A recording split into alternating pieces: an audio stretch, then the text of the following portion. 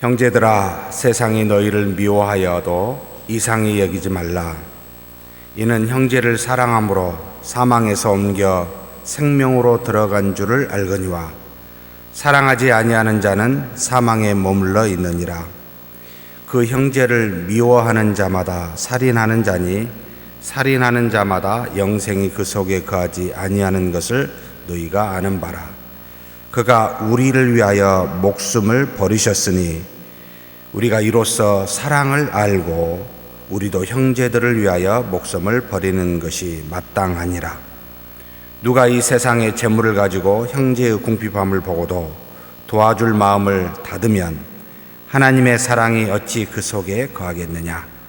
자녀들아, 우리가 말과 혀로만 사랑하지 말고 행함과 진실함으로 하자. 예수 그리스도의 삶을 우리가 생각해 보면 이 땅에 성육신 하시어 오신 예수 그리스도는 그 삶 전체가 고난과 그리고 죽음으로 요약이 됩니다. 복음서를 읽을 때마다 예수님이 기뻐서 즐거워하여 웃는 모습을 찾아보기가 참 힘이 듭니다. 찾아봐도 나오지 않기 때문에 그렇습니다. 평생에 한번 웃으셨을까라는 생각이 들을 정도로 그분께서는 우리의 죄악을 담당하기 위해서 육체를 입고 이 땅에 오셔서 육체의 영광을 단 한 번도 취해 보신 적이 없듯이 살아가시는 분이셨습니다. 그러면서 종종 과연 나는 기쁘고 즐겁게 웃으며 사는 것이 과연 합당한 일일까라고 스스로 반문해 보기도 합니다. 예수 그리스도께서 죽으셨기에 당연히 나는 그 죽으심에 따른 속량으로 말미암아 기뻐하고 감사함이 당연할진데 한편으로는 송구하기도 하고 과연 그것이 신자로서 바른 성숙한 신앙의 모습일까라고 자문을 해보기도 합니다. 왜냐하면 그분은 그것을 추구하고 그렇게 사시지 아니하였기 때문입니다. 자신의 육체가 고난받고 죽으심으로 육체를 가지고 육체로부터 나오는 죄를 짓고 있는 모든 우리 죄인들을 속량하시기 위하여 완전히 고난과 죽음으로 점철되어지는 삶을 사셨습니다. 고난받고 죽어야 할 이유가 없는 죄가 없으신 주님이 고난받고 죽으시는 이유는 마치 구약의 어린 양이 이스라엘 백성의 죄를 속죄하기 위해 대신 피 흘림의 제사에 바쳐짐과 같이 그 죄로 가득 찬 우리를 대신하여 죄의 싹신 사망을 그리고 고난을 대신 지신 것이기 때문에 그렇습니다. 그러나 이 고난 받으시고 죽으심은 이것으로 끝나는 것이 아니었습니다. 우리가 어제 살펴봤듯이 3일 만에 부활하심으로 다시 살아나는데 이 부활은 곧 영원한 생명으로 살아남이었습니다. 그래서 영생을 얻기 전에 반드시 거쳐야 될 관문은 곧 죽음이었습니다. 고난이었습니다. 그래서 육체의 죽음은 영성의 통로라고 우리가 말할 수 있고 또 육체의 죽음은 영의 살아남이다 라고 그렇게 말할 수가 있기 때문에 사랑하는 성도 여러분, 이 땅에서 고난받고 죽는 것은 하늘의 원리, 영의 원리임을 기억하시라 라는 말입니다. 죽은 몸도 다시 살아나면 예전의 육체가 아니라 영적인 몸으로 바꿔지게 됩니다. 그래서 우리 모두는 마땅히 육체를 가지고 있는 우리는 죽어야 한다라는 것을 기억하시라는 것이지요. 그러므로 예수 그리스도의 이 고난 받으시고 죽으심은 우리의 영을 살려 영원한 생명에 들어가게 하는 하늘의 원리, 곧 영의 원리를 보여주시는 이 땅에서 곧 주님께서 보여주시는 고난의 영광이라는 표현을 썼습니다. 그러므로 그리스도를 믿는 우리도 그리스도와 같이 고난받고 죽음에 동참하여 우리의 몸을 죽이고 우리의 영을 살리는 그런 영광의 그 은혜를 누리는 저와 여러분이 되었으면 좋겠습니다. 이것이 어제 그리스도께서 보여주신 바로 고난의 가르침이다라는 겁니다. 그렇다면 오늘은 그리스도의 제자였던 사도 요한은 과연 예수 그리스도의 고난 받으시고 죽으심을 어떻게 이해하고 있을까요? 결론적으로 사도 요한은 우리가 읽은 본문 말씀 16절에 나와 있습니다. 같이 한번 읽겠습니다. 화면에 비춰지니 위를 보셔도 됩니다. 자, 같이 한번 읽겠습니다.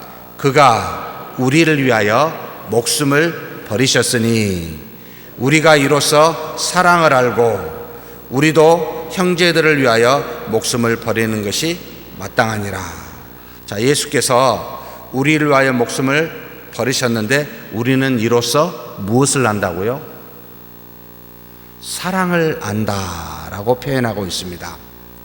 예수 그리스도께서는 죽으시고 고난받으사 3일 만에 부활하심으로 이 땅에 우리의 죄를 속량하여 영생을 주시는 것으로 가르치셨습니다. 그런데 이 예수 그리스도의 고난 받으시고 십자가에 못 박혀 죽는 죽으심을 사도 요한은 조금 이 내용을 포함하고 있지만 표현을 다르게 합니다. 사랑이라는 말을 쓰고 있습니다. 또 4장 9절 10절에 보면은 다음과 같이 나와 있습니다. 이것도 한번 같이 봉독했으면 좋겠습니다. 하나님의 사랑이 우리에게 이렇게 나타난 바 되었으니 하나님이 자기의 독생자를 세상에 보내심은 그로 말미암아 우리를 살리려 하심이라. 사랑은 여기 있으니 우리가 하나님을 사랑한 것이 아니요 하나님이 우리를 사랑하사 우리 죄를 속하기 위하여 화목제물로 그 아들을 보내셨습니다. 곧 독생자를 세상에 보내사 화목제물로 목숨을 버리게 하신 것은 무엇 때문이라고요? 우리를 향한 사랑이라고 표현하고 있습니다.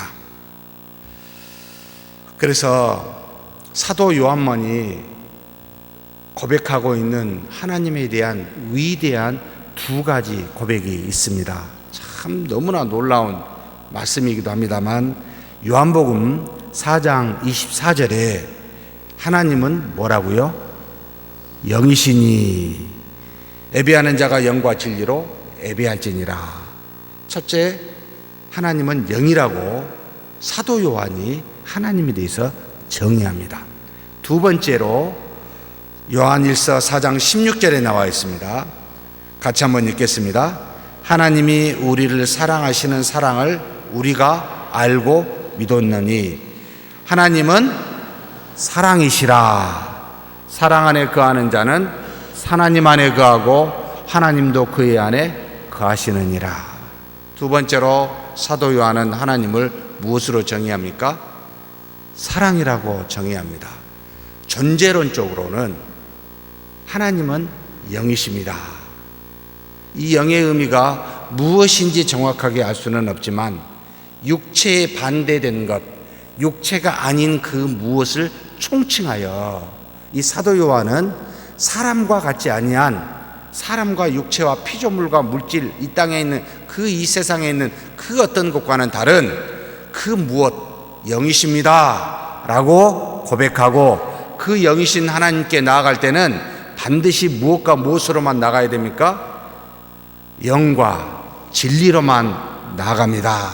하나님과 더불어 영이신 하나님과 더불어 교통하기 위해서는 육체적인 물질적인 그 무엇으로도 불가능하고 세상에 있는 그 어떤 것으로도 불가능하고 오직 우리에게 또 다른 보혜사 곧 성령과 우리에게 주신 하나님의 말씀 진리의 말씀으로만 그 영이신 하나님과 교통이 가능합니다. 곧 연합 예배가 가능합니다 라고 가르치고 난 다음에 이 영이신 하나님을 굉장히 우리에게 구체적이고 현실적인 분으로 관계론적으로 표현하고 있는 용어가 두 번째 정의입니다. 바로 사랑이라는 말입니다. 이 땅에 눈에 보여지고 만져질 수 있게 하나님이 존재한 것은 곧 예수 그리스도시지만 다른 말로 표현하면 바로 사랑의 형태, 사랑이다라고 지금 말하고 있습니다. 이 땅에 사랑을 보거든 그것은 우리가 보고 만져질 수 있는 하나님이십니다 라고 지금 이 사도 요한은 그렇게 정의를 하고 있습니다. 너무나 위대한 말씀이기도 합니다. 그래서 여기에 사실 우리 삶에, 우리 인생에 가장 밀접하게 계신 하나님은, 보이고 만져질 수 있는 형태로 계신 하나님은 무엇이라고요? 사랑이라는 겁니다. 그러므로 예수 그리스도를 다른 말로 표현하면 뭐가 되겠습니까? 사랑이라는 말입니다. 사랑으로 가득 찬 사랑의 한 덩어리라는 말이기도 합니다. 그분이 말씀하시고 행하시고 보여주신 모든 것은 궁극적으로 사랑이라는 말이기도 합니다. 그런데 과연 우리가 아는 이 사랑과 예수 그리스도께서 사도 요한이 지금 말하고 있는 이 사랑은 같은 것일까요? 라고 이제 물어봐야 할 필요가 있습니다. 왜냐하면 좀 다르기 때문에 그렇습니다. 이 말은 요한일서 3장 16절의 말씀처럼 그가 우리를 위하여 목숨을 버리셨으므로 우리를 사랑하셨다는 겁니다. 곧 사랑의 의미는 뭐라고요? 고난받고 죽는 것이 사랑이라 라고 가르치고 있습니다. 사랑은 자신을 죽이는 고난으로 나타난다 라고 가르치고 있습니다. 사랑은 곧 자신을 살리는 것을 말하지 않고 자신을 죽이는 것을 사랑이라 라고 말하고 있습니다. 사랑한다는 말은 내가 당신을 위하여 죽습니다 라는 그런 표현입니다. 내가 당신을 살리기 위해 희생하고 고난 받는 것이 사랑입니다 라고 가르치고 있습니다. 그래서 성경에서 사랑은 당신은 살고 나는 죽으며 당신은 중심이요 나는 변두리며 당신은 주인공이요 나는 들러리입니다 라고 말하는 겁니다. 이것이 하나님이 우리에게 보여주신 사랑이요 사도 요한이 깨우친 사랑이었습니다. 그래서 이 사랑을 그리스도께서 고난받고 죽으심으로 보여주셨다라고 사도 요한이 가르치고 있습니다. 우리가 잘 아는 요한복음 3장 16절에 그래서 사도 요한은 이처럼 고백하고 있는 것 아닙니까? 한번 같이 잘 아시지만 같이 한번 읽겠습니다. 하나님이 세상을 이처럼 사랑하사 독생자를 주셨으니 이는 그를 믿는 자마다 멸망하지 않고 영생을 얻게 하려 하심이라. 하나님이 세상을 이처럼 사랑한 것은 뭐라고요? 독생자를 주신 것이라고요. 독생자를 주어 십자가에 못 박혀 죽이시는 것이라고요. 그래서 이로 말미암아 뭐요? 그를 믿는 자마다 다 영생을 주시는 것이라고요. 그래서 영생을 주는 이와 같은 사랑은 반드시 자신의 분신인 독생자를 이 땅에 보내사 죽이심으로 그 사랑을 확증하셨노라고요.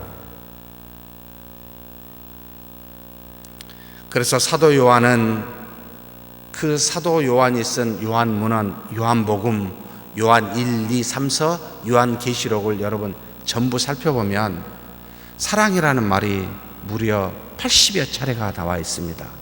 그래서 우리는 이 사도 요한을 사랑의 사도라고 부르고 있습니다.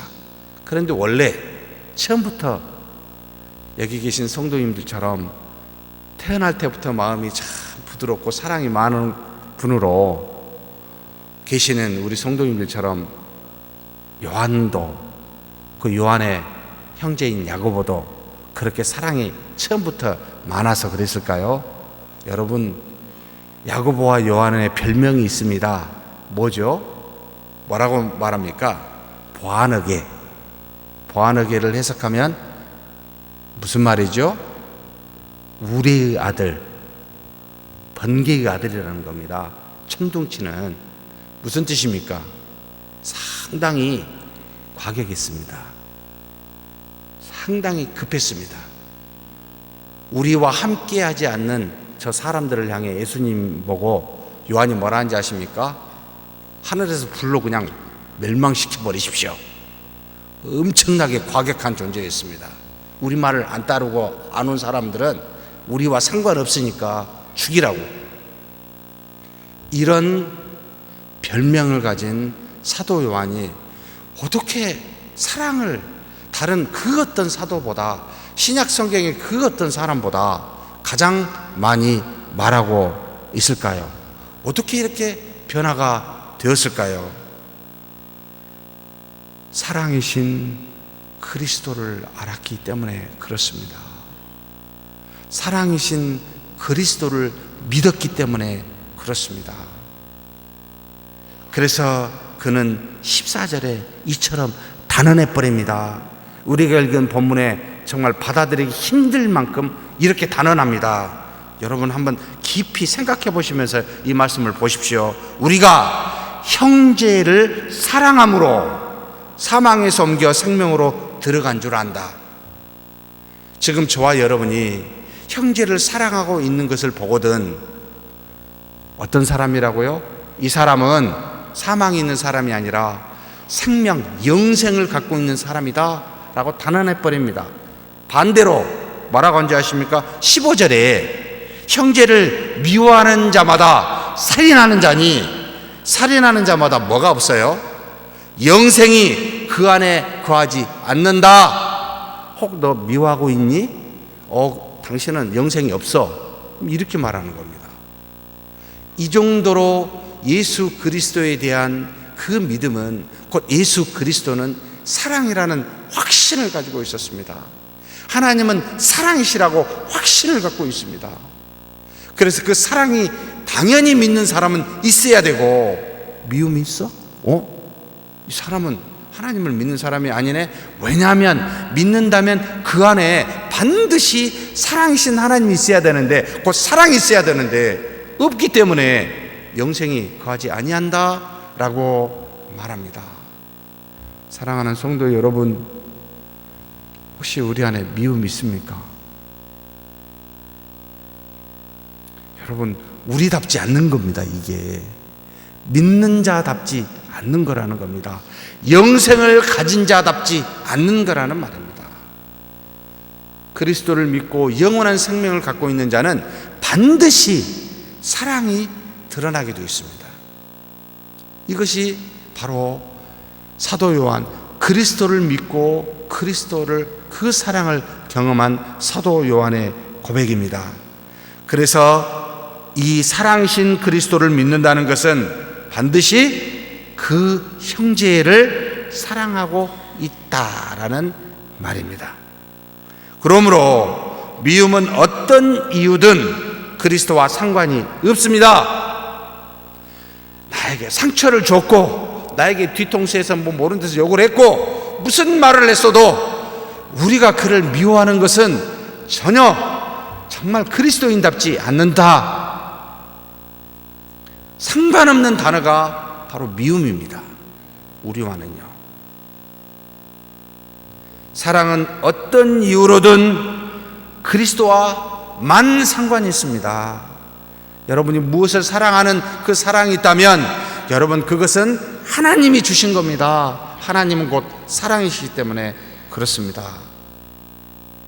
그런데 가급적 좀 사랑을 좀 더 사랑하십시다.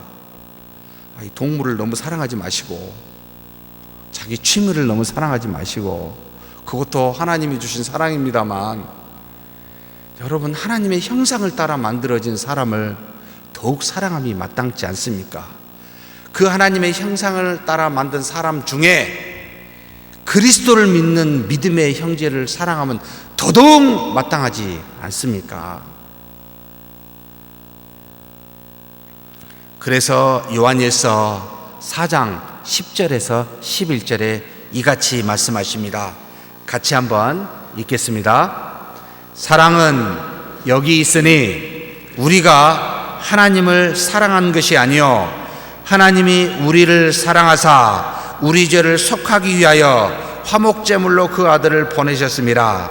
사랑하는 자들아, 하나님이 이같이 우리를 사랑하셨은즉 우리도 서로 사랑하는 것이 마땅하도다. 여러분, 사랑의 조건이 있습니까, 없습니까? 없습니다. 여기 보니까 딱 한 가지밖에 없어요. 우리가 서로 사랑하는 것이 마땅한데, 왜 사랑하는 것이 마땅하냐면 그 앞에 하나님이 이같이 우리를 사랑하셨은즉, 하나님이 우리를 사랑하신 이 한 가지에만 근거해서 우리가 서로 사랑합니다. 다른 조건이 없습니다. 누군가 나를 사랑해서 내가 그를 사랑하는 것이 아니라는 말입니다. 사도 요한은 사랑의 근거를 오직 하나님께서로만 찾고 있습니다. 곧 하나님이 우리를 이같이 독생자를 주어 그 독생자를 죽게 하심으로 사랑하심 같이 우리도 그렇게 사랑하는 것이 마땅하도다. 그 사랑을 우리에게 주었은즉 우리도 그렇게 그 사랑에만 근거해서 사랑한 것이 마땅하도다라고 말합니다. 그런데 우리는 그렇지 않잖아요. 나를 사랑하니까 사랑하고, 나를 대접하니까 대접하고, 나를 좋아하니까 좋아하고, 나를 미워하면 나도 같이 미워하고, 주고받는 구약의 세상의 법칙에 너무나 사로잡혀 있어. 새 계명을 내가 너희에게 주노니 내가 너희를 사랑한 것처럼 서로 사랑하라 라고 하는 옛 계명을 깨뜨리고 새 계명을 준 이와 같은 그리스도의 가르침을 요한복음에 적혀 있지 않습니까? 이것이 우리의 사랑의 조건이라는 말입니다. 우리가 먼저 하나님을 사랑해서 하나님은 우리를 사랑한 것이 아닙니다. 하나님이 우리를 조건 없이 사랑해서 사랑한 겁니다. 우리가 죄인 되었을 때, 오히려 하나님과 원수 되었을 때 조건 없이 우리를 사랑하셨습니다. 그래서 사랑에는 조건이 없노라 라고 지금 우리에게 가르치고 있습니다. 결론적으로 그리스도께서는 조건 없이 이 땅에 오셔서 고난받고 죽으심으로 그 사랑을 우리에게 확증하셨다 이 말입니다. 그렇게 사도 요한은 여러분 이해하고 고백하고 있습니다. 사랑하는 성도 여러분, 고난받고 죽는 희생은 곧 사도 요한에 의하면 사랑의 표시라는 말입니다. 그래서 누군가를 사랑한다라는 말은 반드시 이런 고난받고 죽는 희생이 수반되어 있음을 알라는 말입니다. 아무 희생과 고난 없이 사랑한다는 말은 거짓이라는 말입니다. 마치 부모가 자녀를 사랑하여 조건 없는 희생으로 이를 나타내고 있지 않습니까?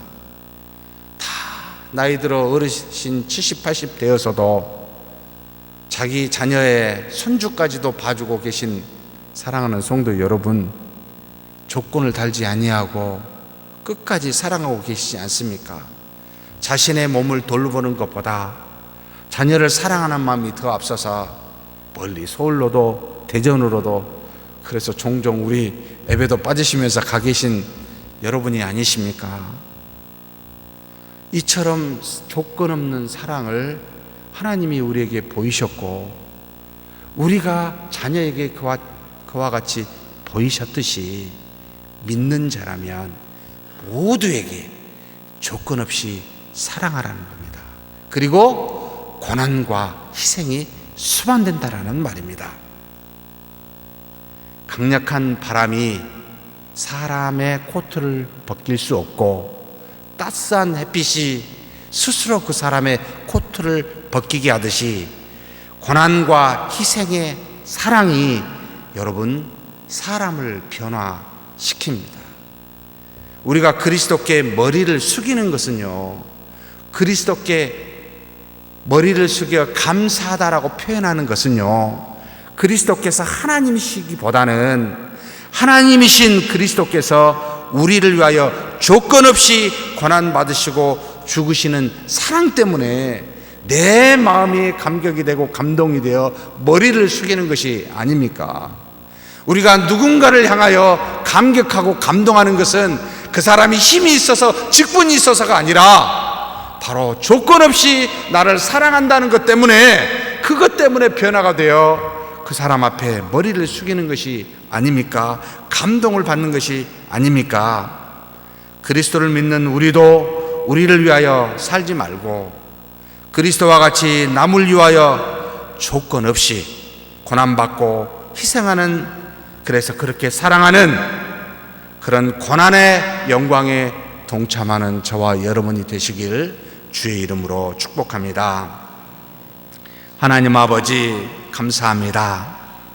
사도 요한이 그리스도의 고난받고 죽으심을 사랑으로 알고, 그래서 조건 없이 서로 사랑하라 라고 말씀한 것처럼 이 땅에 사는 우리, 그리스도를 믿는 우리, 그리스도께서 조건 없이 우리를 위하여 죽으심으로 영생을 받은 우리도 그렇게 그리스도와 같이 우리 주변에 있는 형제 자매를 조건 없이 고난받고 희생하는 사랑으로 사랑하는 우리 모두가 되게 하여 주시옵소서. 우리 주님 예수님의 이름으로 기도하옵나이다. 아멘.